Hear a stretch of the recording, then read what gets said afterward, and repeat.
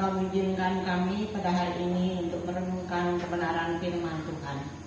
Kami tidak cepat mengerti apa maksud Tuhan bagi hidup ini. Namun kami mohon kuasa Roh Kudus-Mu menjelaskannya kepada kami melalui hamba-Mu pada hari ini. Terima kasih ya Tuhan, berkatilah jam pemberitaan firman-Mu dari awal sampai selesainya. Di dalam nama Tuhan Yesus kami berdoa dan mau dengar firman Tuhan. Amin. Silakan dulu. Salam, selamat pagi jemaat Tuhan yang dikasihi oleh Tuhan Yesus Kristus. Pada pagi hari ini kita telah melihat di buletin itu tema firman Tuhan adalah sekarang pemilik Yesus. Dalam pembacaan firman Tuhan yang kita baca sudah dijelaskan di sana bagaimana kita telah dibeli.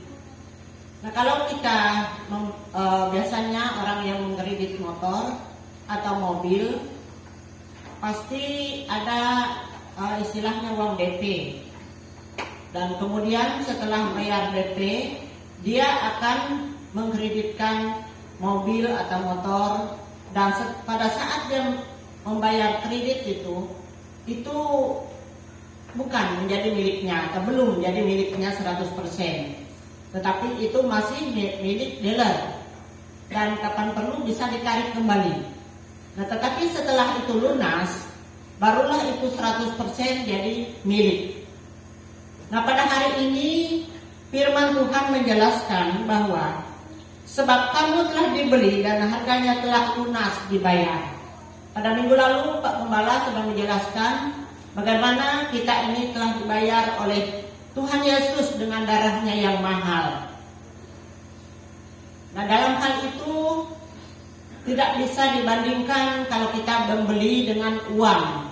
Tidak bisa dibayangkan kalau kita membeli dengan harta benda kita. Tetapi dia membayarnya dengan darahnya yang mahal. Nah, karena itu apa yang harus kita lakukan sebagai orang yang telah dibeli dan yang telah lunas dibayar oleh Tuhan Yesus dengan darahnya. Di dalam pembacaan kita dijelaskan di sini bahwa kamu telah dibeli dan harganya telah lunas dibayar. Karena itu, jadi ada persyaratannya. Kalau kita sudah lunas dibayar oleh Tuhan Yesus, maka apa yang harus kita lakukan? Sehingga di sini timbul bahasa karena itu. Muliakanlah Allah dengan tubuhmu. Bukan hanya dengan mulut kita saja, bukan hanya dengan pikiran kita saja, tetapi seluruh tubuh kita dari rambut sampai ke ujung kaki itu kita serahkannya kepada Tuhan. Tuhan disenangkan, Tuhan menjadi kebanggaan dalam hidup kita, Tuhan dimuliakan melalui hidup kita. Jadi tidak ada alasan bagi kita untuk menahan hidup kita menjadi milik pribadi kita lagi. Nah, hidup kita ini sudah bukan milik kita lagi, ya. Walaupun setiap hari kita mengaturnya, kita makan, minum, supaya kita kenyang, supaya kita puas dengan air yang kita minum dan kita istirahat tidur. Tetapi pada dasarnya yang memiliki kita ini bukan kita lagi. Kata Rasul Paulus, adapun hidupku ini bukannya aku lagi, tetapi Kristus yang hidup di dalam aku. Jadi apa yang kita harus lakukan setiap hari adalah bagaimana kita menyenangkan Tuhan Yesus. Nah, kalau kita sudah lunas membayar motor atau mobil, maka kita yang berhak dengan itu. Dealer sudah tidak ada berbuat apa-apa lagi. Kita yang mengatur akan kendaraan yang ada. Begitu juga dengan Yesus yang sudah memiliki kita, memiliki saya dan jemaat Tuhan yang sudah berkorban di atas kayu salib. Dia juga mau supaya, karena dia sudah memiliki kita dengan 100% dan bukan DP lagi, ya, bukan kredit lagi, tetapi dibayarnya dengan lunas. Mungkin ada yang masih merasakan, saya tidak terlalu tahu apakah saya sudah lunas ya atau bagaimana. Tetapi firman Tuhan menjelaskan bagi saya dan jemaat Tuhan yang mendengarkan firman Tuhan ini, dia berulang kali menjelaskan bahwa kita sudah lunas dibayar oleh Tuhan. Kita tidak berhutang lagi terhadap dosa. Kita tidak berhutang lagi terhadap iblis yang menguasai kehidupan kita. Tidak berhutang lagi terhadap akunya kita, maksudnya kemauan manusia kita. Tetapi kita berhutang dan kita adalah sungguh-sungguh sudah menjadi milik Tuhan Yesus. Nah, karena apa? Karena dikatakan di sini bahwa tubuhmu adalah anggota Kristus. Nah, kalau kita sudah jadi milik Tuhan Yesus, jadi tubuh kita ini sudah menjadi anggota Kristus, bukan anggota siapa-siapa lagi.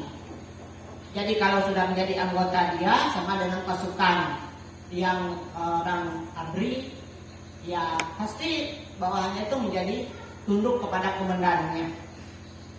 Ya, apa yang diperintahkan, apa yang disarankan, dia lakukan semuanya itu. Kalau tidak, ya mungkin dia akan disuruh apa-apa lagi, ya sebagai ganjarannya. Dan selain kita adalah menjadi tubuh, kita adalah anggota Kristus, kita juga adalah bait Roh Kudus. Nah, yang tadi itu ayat 15 dan berikutnya adalah ayat 19. Atau tidak tahukah kamu bahwa tubuhmu adalah bait Roh Kudus? Jadi bagi orang yang sudah percaya kepada Tuhan Yesus, yang sudah ditebus oleh darah Yesus, yang sudah lunas dibayar oleh Tuhan Yesus, tubuh kita ini adalah bait Roh Kudus. Nah, karena itu tidak bisa kita mempergunakan tubuh kita ini dengan sembarangan. Seperti ayat 12 dan 13 di situ dijelaskan, segala sesuatu halal bagiku, kata Rasul Paulus, tetapi bukan semuanya berguna. Segala sesuatu halal bagiku, tetapi aku tidak membiarkan diriku diperhambakan oleh suatu apapun. Makanan adalah untuk perut dan perut untuk makanan, tetapi kedua-duanya akan dibinasakan Allah. Tetapi tubuh bukanlah untuk percabulan. Nah, ini yang dimaksudkan oleh Rasul Paulus karena jemaat Tuhan yang di Korintus ini, mereka suka untuk hal-hal cabul, untuk hal-hal porno, untuk hal-hal yang menjadi kesenangan manusia mereka. Pergaulan bebas, seks bebas.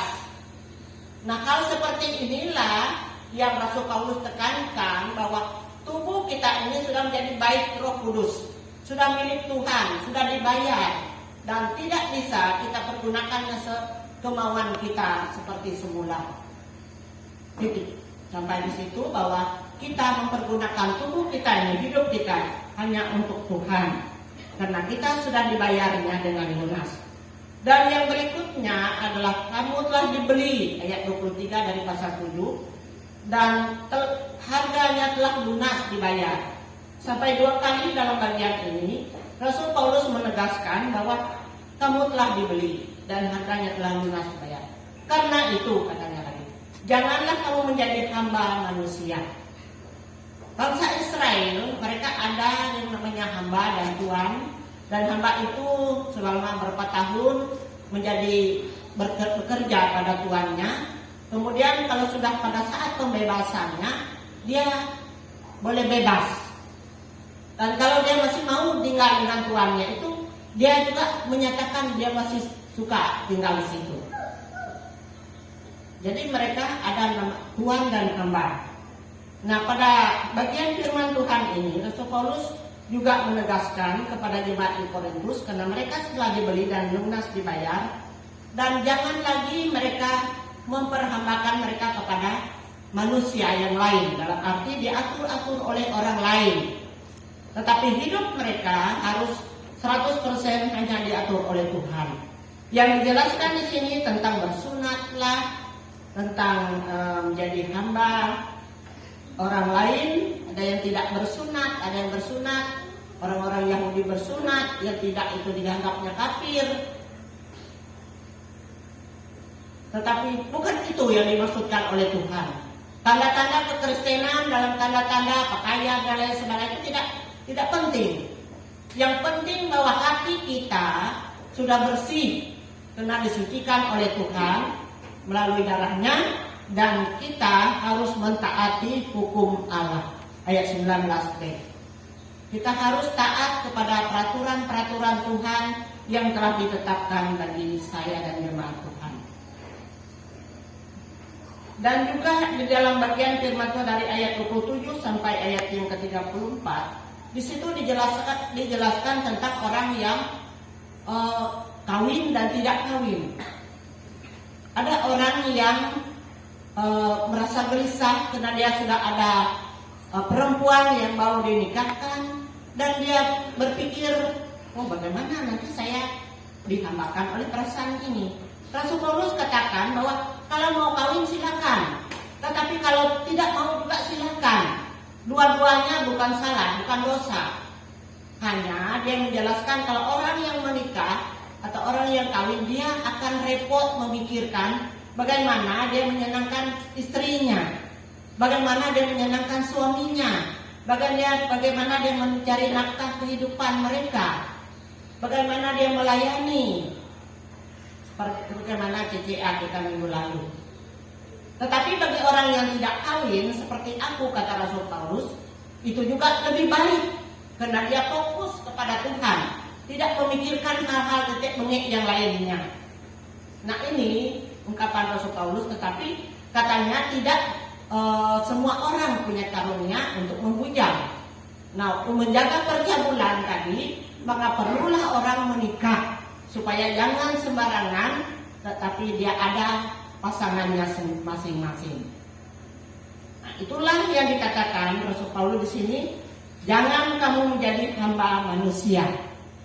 Kalau pada saat kamu dipanggil itu sebagai hamba, tidak usah hilangkan tanda hambanya, tetapi kamu sudah dikuduskan, kamu sudah dilunasi, dan kamu bukan lagi hamba.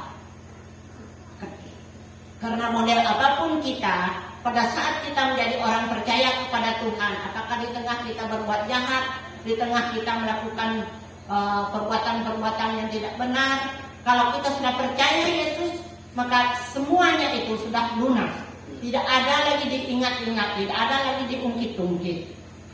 Nah, oleh sebab itu jemaat Tuhan dikasih oleh Tuhan Yesus Kristus, sekarang kita sudah jadi milik Yesus. Yakin atau tidak? Yakin?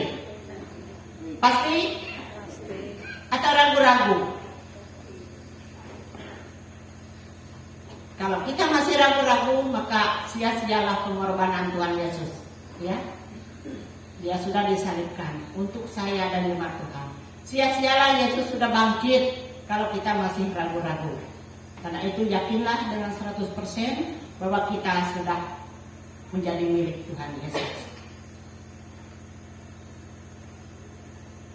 Kita menyanyi ada lagu yang saya sekarang aku milik Yesus.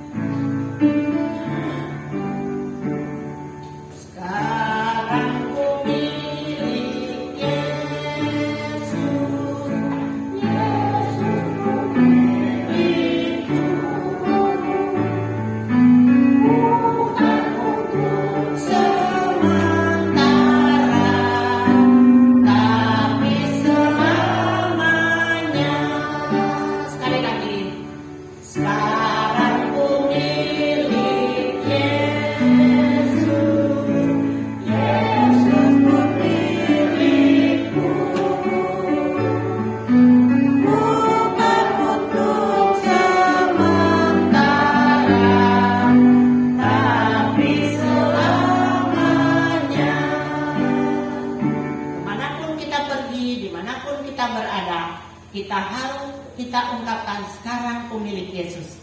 Jadi kita tidak bisa diatur oleh diri kita sendiri, tetapi Yesuslah yang mengatur kehidupan kita. Ikutilah rencana Tuhan, ikutilah aturan Tuhan dalam hidup kita. Kita berdoa. Terpujilah nama Tuhan atas firman-Mu hari ini. Kami hamba-Mu tidak dapat menjelaskan yang lebih detail, tetapi Tuhanlah yang menjelaskan melalui kuasa Roh Kudus-Mu. Berikan kami mengerti maksud Tuhan, biar berikanlah kami mengerti bahwa kami telah dibeli dan harganya telah lunas dibayar oleh darah Yesus. Tolong kami supaya kami memperhambakan hidup kami hanya kepada Engkau ya Tuhan.